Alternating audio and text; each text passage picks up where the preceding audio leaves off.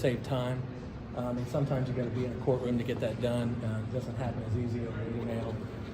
And so I think that was kind of a byproduct of what you saw today. How's your client doing through all of this? It's tough. It's tough for him. I mean, we just spent 20, 30 minutes with Rick, and he misses his wife. He misses human connection with people.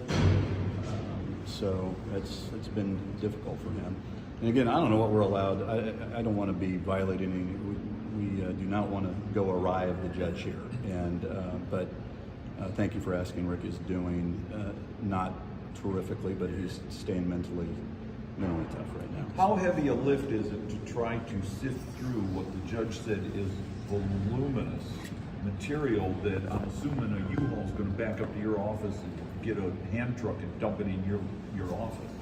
Yeah. No, it's not rocket science. That it just takes manpower and time to sort through all this. But we've got staff that can assist us with this and try to vet the stuff that's important and weed out the stuff that's not. And I mean, it's just, look, that's what lawyers do. That's what our staffs are used to doing, and I don't really think there's really more to say about it than that. You think you're going to go March 23rd? In terms of a trial? Yes. I think we all know where we are with that at this point. Anybody that's hung around a courtroom for any period of time would probably be able to draw a conclusion about where we are with that. you guys plan to ask for bail to be granted? Well, we have a bail hearing set, and we're going to use that. State has the burden at that hearing, February 17th. So we'll be ready to roll. We'll be asking for him to be released. You think you got a solid chance? I think these are difficult things to win. We won one fairly recently in a different county, and so it is not impossible, but the odds are stacked against you the way the law is set up.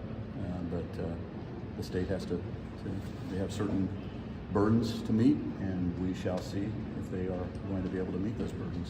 When that discovery lands on your desk and you two guys are sitting there, what's going to be the first thing you're going to flip through and say, we need to look at this thing very first? I think those are the areas that the judge does not want us to comment on,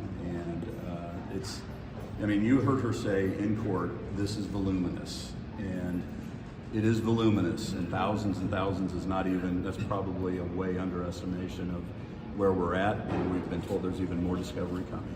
So Talk about just quickly how a logistical undertaking, a change of venue is to have to go to a whole nother county somewhere, get that jury, bring them back here, sequester them. I mean, sure. Well, you heard the judge mention that we're going to, I guess from a brick and mortar standpoint, proceedings going to carry out in this county, and I think it's a logical conclusion, and a lot of that is it's just trying to deal with all the moving parts and not have to cause burden on other people.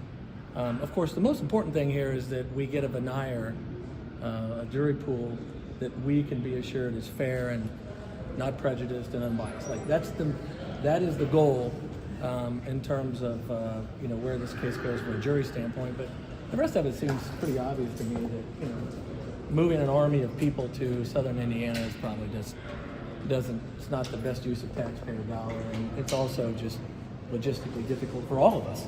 Yeah. Did you get your money to hire your investigator? We don't have an order on that yet. So. Thank you guys. We Thanks. appreciate it. Thank you.